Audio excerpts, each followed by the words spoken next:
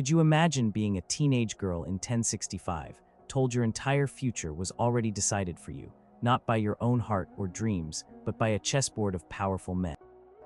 What if your worth was measured only by the heirs you could produce or the land you could bring to a marriage? What if love was a luxury and duty was a life sentence?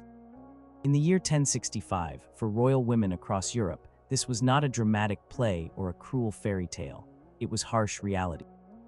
Number 5. The soul-crushing pressure to produce an heir. In 1065, the year before one of the most pivotal invasions in English history, the very essence of royal power, the stability of a dynasty, and the future of entire kingdoms rested squarely on the shoulders of their queens. For these women, the most heart-wrenching burden was the unrelenting, soul-crushing pressure to produce an heir, specifically a male one. This was not just a desire, it was a fundamental obligation, a political imperative that overshadowed every other aspect of their existence, turning their bodies into instruments of state and their personal lives into a public performance of fertility. Imagine being a young woman, perhaps just a teenager, leaving the familiar comforts of your homeland, your family, and everything you knew to arrive in a foreign court. Been married off for political reasons, to solidify an alliance, to prevent a war, or to legitimize a new claim to the throne. Your new husband, likely a stranger, perhaps significantly older, greets you with a mixture of political necessity and distant courtesy. Beyond the initial pleasantries, the silent, omnipresent expectation hangs in the air, heavier than any crown. You must conceive, and you must conceive a son. This pressure was not abstract. It manifested in every aspect of their daily lives. Diets they were put on, often prescribed by physicians whose knowledge of human biology was rudimentary at best, were designed to promote fertility. Superstitious practices involving strange herbs, charms, or pilgrimages to holy relics were common, undertaken with desperate hope by those who believed their very future, and the future of their lineage depended on it. The weight of an entire kingdom's succession rested on their womb, a constant source of anxiety. Consider the precarious nature of life in the 11th century. Infant mortality was tragically high. A royal woman might conceive multiple times, endure the pain and peril of childbirth again and again, only to see her children succumb to disease in their early years. Each loss was not just a personal tragedy, a mother's grief for a lost child, but a public failure, a setback for the dynasty. The whispers in the court would grow louder with each empty cradle. Was she barren? Was God punishing the union? Was this marriage a mistake? The queen failed to produce a male heir, especially after several years, or if she only bore daughters, her position became incredibly fragile. Her value as a political asset diminished rapidly. Daughters, while useful for future alliances, could not inherit the throne in most European kingdoms of the time. The threat of repudiation, of being sent away, her marriage annulled, was a chilling prospect. This was not merely a divorce as we understand it today. It was a public humiliation, a stripping away of her status, and often a return to her original family in disgrace, or worse, confinement to a convent. A vivid, albeit slightly earlier, example that resonates with the pressures of 1065 is the story of Emma of Normandy. Though her story spans the early 11th century, it perfectly illustrates the profound impact of this expectation. Emma, a formidable political figure in her own right, married two English kings, Aethelred the Unready and then Cnut the Great. Her value lay not just in her Norman connections, but in her ability to produce heirs for two different dynasties. She bore sons for both, crucial for the succession. However, even with sons, the political landscape was treacherous. Children and her continued influence were always tied to their potential to secure the crown. Had she failed to bear sons, her story would have been very different, likely one of quiet exile or forced retirement. The expectation of male heirs was a constant and brutal pressure on queens across all royal houses. The emotional toll of this relentless pressure was immense. Imagine the fear of each missed conception, the desperate prayers, the agony of miscarriages or stillbirths, the heartbreak of watching a child sicken and die. Each time, it was a reminder that her worth was conditional, that her very existence at court hung by the thread of her fertility. It was not enough to be intelligent, to be a skilled diplomat, or to be a good queen. If she did not provide the male heir, her ultimate purpose was deemed unfulfilled. Moreover, this pressure could strain the relationship with her husband. While some royal couples might have found genuine affection, the primary purpose of their union was procreation. The queen did not conceive, or if only daughters were born, the husband, under immense pressure from his own advisors and nobles, might grow distant, resentful, or even cruel. The queen was constantly aware that her husband's eye might wander, seeking a mistress who could offer a son, or that plans for a new, more fertile bride were already being whispered in the court's shadowed corners. The pressure extended beyond just the initial years of marriage. Even after producing one or two sons, the expectation often persisted for spares, additional male heirs, to ensure the continuation of the dynasty in case of illness, accident, or war. This meant a woman might spend the majority of her adult life in a cycle of pregnancy, childbirth, and nursing, all while navigating the treacherous currents of court politics. The female body in this context was a public resource, constantly under scrutiny, constantly being assessed for its capacity to serve the state. For these royal women in 1065, the heartbreak was not just about the lack of a son, but the profound dehumanization that came with it. Their identity as individuals, their hopes, their fears, their passions, were secondary to their biological function. They were living, breathing conduits for dynastic survival, and the failure to fulfill this role was not just a personal disappointment, but a potential national crisis, a burden that few modern women could ever truly comprehend. Constant anxiety, the public scrutiny, and the very real threat of personal ruin made the quest for a male heir a profoundly, terribly heartbreaking consequence of their political marriages. Number 4, the unbearable weight of political intrigue and danger. In 1065, a royal woman's life, far from being a gilded cage of comfort, was a perilous tightrope walk across a landscape riddled with political intrigue and mortal danger. Marrying into royalty for political gain meant stepping directly into the viper's nest of courtly ambitions, rivalries, and violent power struggles. These women were not just peace weavers or baby makers. They were often pawns, targets, or unwitting catalysts in grand schemes that could cost them everything, including their lives. The heartbreaking reality was that their safety, influence, and even their very existence were entirely dependent on the fluctuating fortunes of their husbands and the unpredictable whims of power. Imagine arriving at a foreign court, perhaps in Normandy, Wessex, or a grand German duchy, as a young bride. You are surrounded by strangers whose language might be new, whose customs are unfamiliar, and whose smiles often hide sharpened daggers.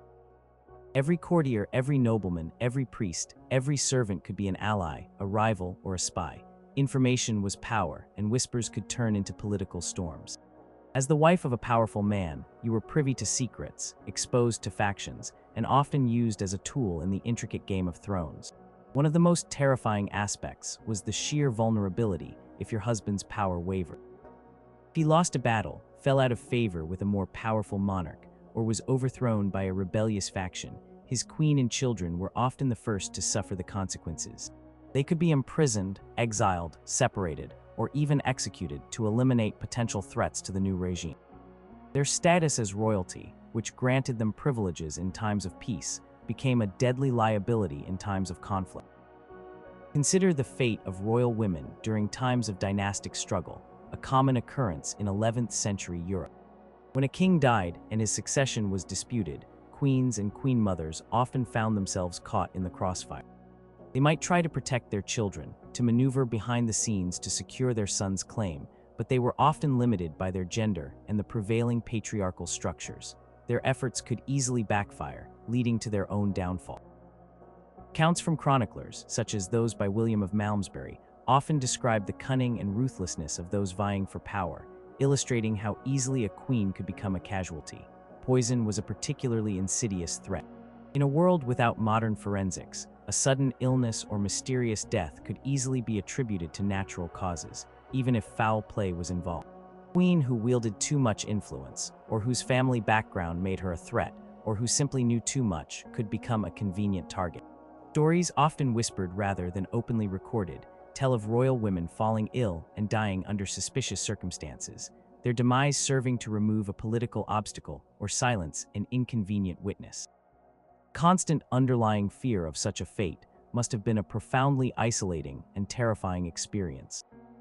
Furthermore, these royal women were often held as de facto hostages, especially after their marriage. Continued presence at court, their good health, and their fertility were guarantees of an alliance. If their original family's allegiance wavered, or if their homeland went to war with their adopted kingdom, the queen could find herself in an impossible position. She was a daughter of one house, but now tied by marriage to another, creating a heartbreaking dilemma of divided loyalties. Some accounts hint at queens being kept under surveillance, their letters intercepted, their movements restricted, all to ensure their loyalty and prevent them from acting as a conduit for information or influence to their birth families. Even the everyday dynamics of court life presented dangers. Rivalry among ladies in waiting, ambitious nobles, and even the king's own family could lead to subtle forms of sabotage, defamation, or attempts to undermine the queen's standing. False accusation, a cleverly spread rumor, or a slight against a powerful figure could lead to disgrace, imprisonment, or even public humiliation. The queen had to be constantly vigilant, discerning who to trust, and navigating a labyrinth of unspoken rules and hidden agendas. Court, her supposed sanctuary, was often a hotbed of competing ambitions. The story of Edith of Wessex, sister of Harold Godwinson and queen to Edward the Confessor, though arguably a powerful figure, highlights the constant precariousness. Even as queen, her influence was tied to her powerful family. When her brother Godwin and his sons were exiled in 1051, Edith was stripped of her lands and sent to a nunnery, albeit briefly. This demonstrates that even a queen, married to the king, was not immune to political upheaval. Position, her very person, could be manipulated and cast aside when it suited the political machinations of the day. Her return and restoration were contingent on her family's restored power, not on her personal standing or rights. Such experiences would have been a constant, chilling reminder to other royal women of their own vulnerability. The weight of this constant threat, the knowledge that their lives and the lives of their children hung precariously on the shifting sands of political power, was an unbearable burden. It meant living in a state of perpetual alertness, unable to truly relax or trust fully. The heartbreaking consequence was not just the physical danger, but the profound psychological toll, the paranoia, the isolation, the loss of innocence, and the constant awareness that they were not individuals with agency, but living chess pieces in a game where the stakes were often life and death.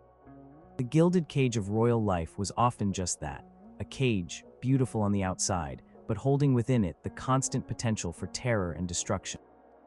Number 3, the deep pain of emotional isolation and loneliness. Amidst the grandeur of medieval courts, the dazzling displays of wealth, and the constant throng of courtiers, royal women married for politics in 1065 often experienced a profound and heartbreaking sense of emotional isolation and loneliness. Their lives, while seemingly full, were often devoid of genuine companionship, heartfelt connection, or the simple comfort of being truly understood. They were elevated figures, symbols of their lineage and their new kingdom, but this elevation came at the devastating cost of personal intimacy and authentic human connection. Imagine being a young woman, perhaps just 15 or 16, torn from your family, your childhood friends, and the familiar landscapes of your youth. You are taken to a distant land, married to a man who might be twice your age, speaking a different dialect, and whose court is a complex web of unfamiliar faces. Your new life begins in a flurry of ceremonies and public appearances, but beneath the surface, a chilling reality sets in. You are truly, deeply alone. The language barrier itself could be a massive obstacle. While royal women were often educated and might learn the language of their new court, it was rarely their mother tongue. The nuances of humor, the subtleties of conversation, and the true depth of personal expression could be lost. This linguistic isolation made it difficult to form genuine bonds, to confide in anyone, or to truly feel at home.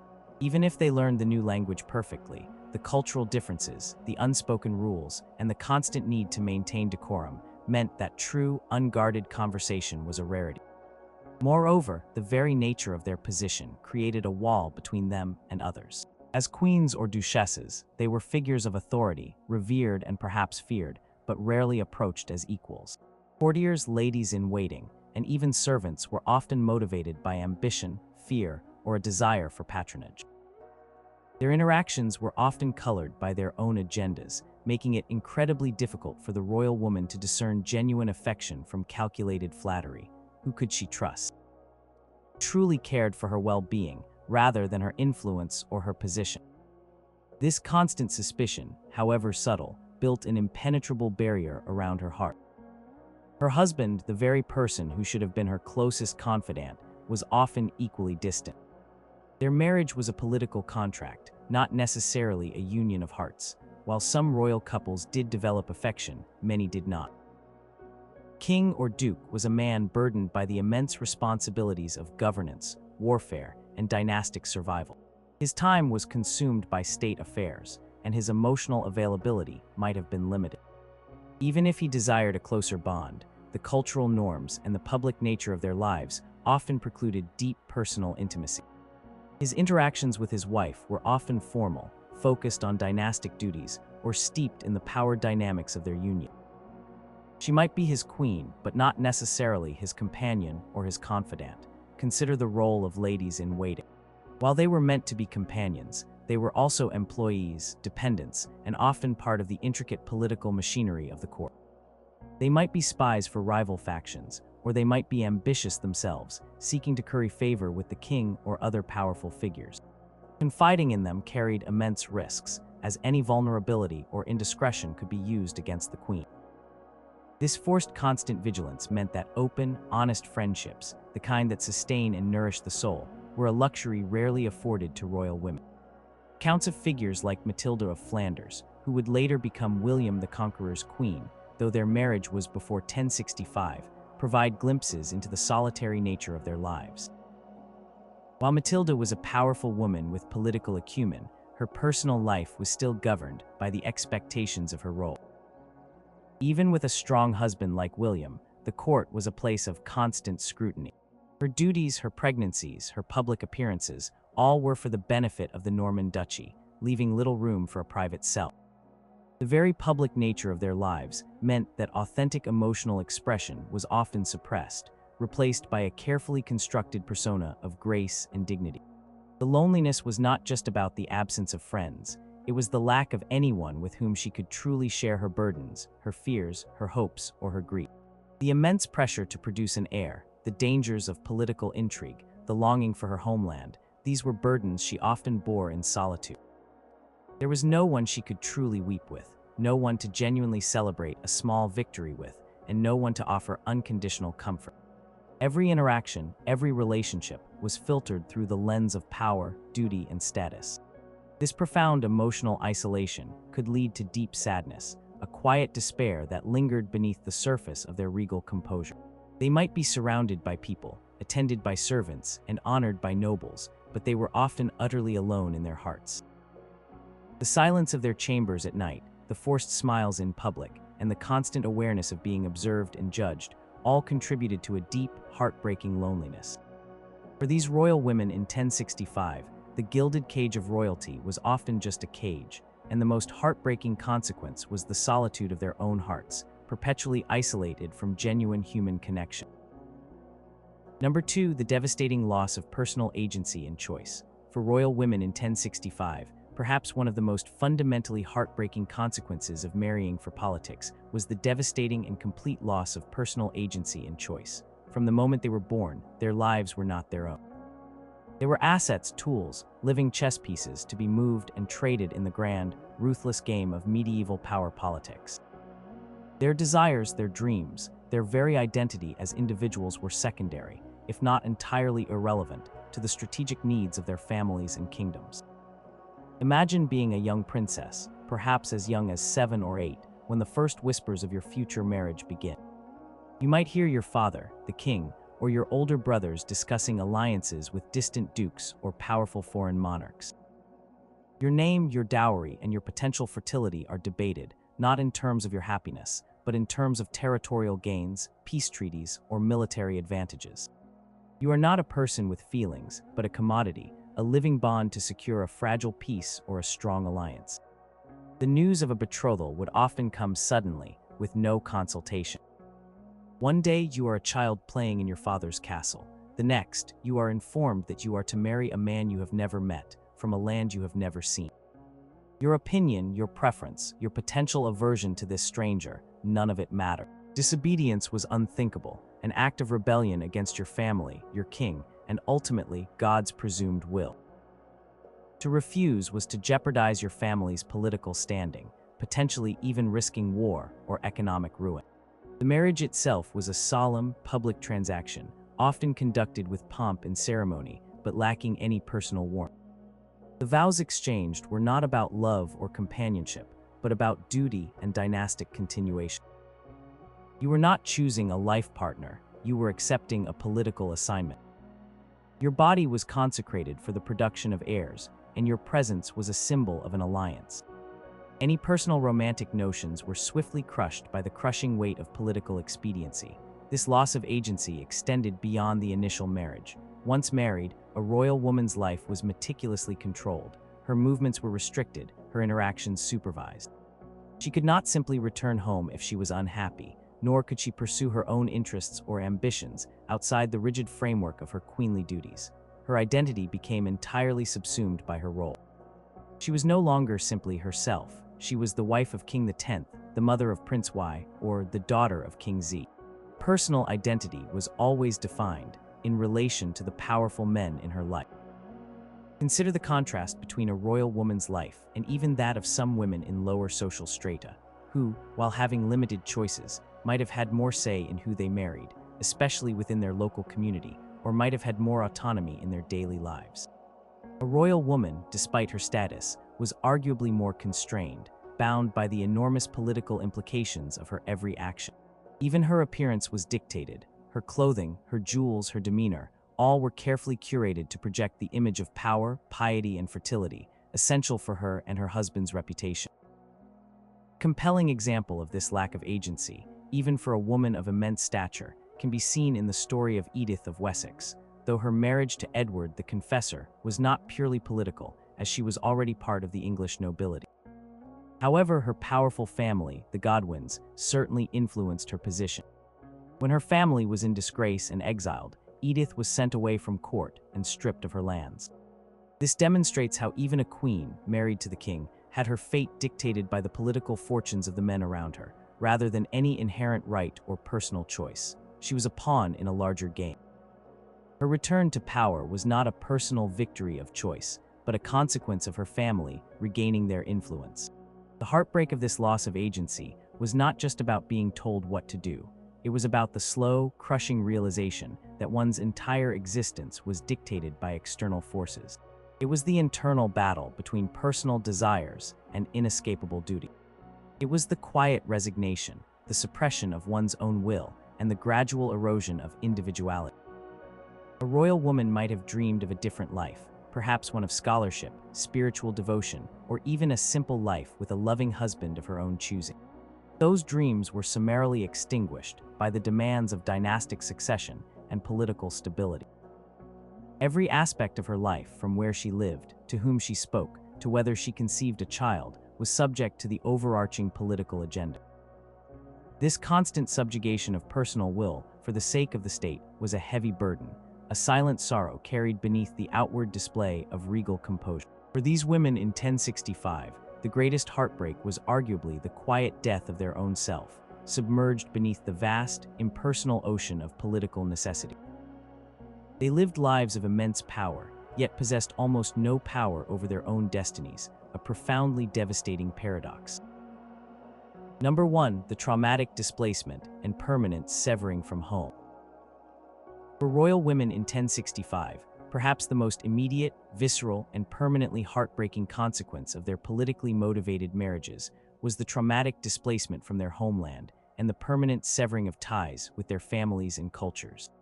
This was not a temporary move. It was a one-way journey into an unknown future, often across vast distances, to a place where everything, from the language spoken to the very air they breathed, was foreign. They were literally uprooted, their sense of belonging torn away, leaving them adrift in a new, often hostile, world.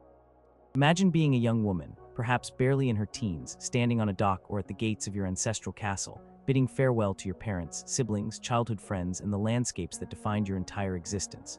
You know deep in your heart that this farewell is likely permanent. In 1065, travel was arduous and dangerous. Communication was slow and sporadic. Letters might take months to arrive if they arrived at all. Visits back home were exceedingly rare, often reserved for momentous political events, and never just for personal comfort. The journey itself could be perilous, fraught with storms at sea, treacherous roads, and the constant threat of bandits or hostile territories. Upon arrival in their new kingdom, these women were plunged into a completely alien environment. The language, even if related to their own, would sound strange, with unfamiliar accents and idioms. Customs of the court would be different. The food, the clothing styles, the etiquette, the religious practices, even the way people greeted one another. Everything would require constant adjustment and learning, a relentless effort to fit in, to avoid offense, and to project an image of grace and adaptability. This constant vigilance, the fear of making a social faux pas or misunderstanding a crucial social cue, was exhausting and isolating. Chroniclers often hinted at the profound cultural shocks faced by these women. An English princess marrying a French duke would find the Norman court to be very different in its feudal structure and legal customs. A German princess sent to an Anglo-Saxon court would encounter different traditions of kingship, different architectural styles, and even different forms of popular entertainment. Familiar sounds and sights of her childhood, the smell of her native forests, the songs of her people, all would be replaced by the alien new world. This cultural dissonance was a constant, gnawing reminder of all she had left behind. The separation from family was perhaps the most agonizing aspect. Parents who had nurtured her, her siblings with whom she had shared childhood joys and sorrows, her beloved attendants, they were now distant memories.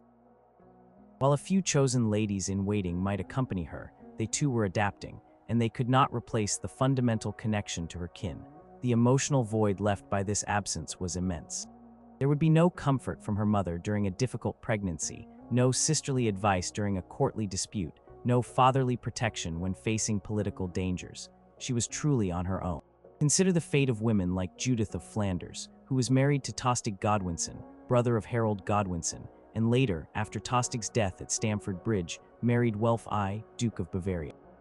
Her life was a succession of political marriages that took her from her home in Flanders to England, and then to the Holy Roman Empire. Each move meant adapting to a new court, new customs, and new political landscapes.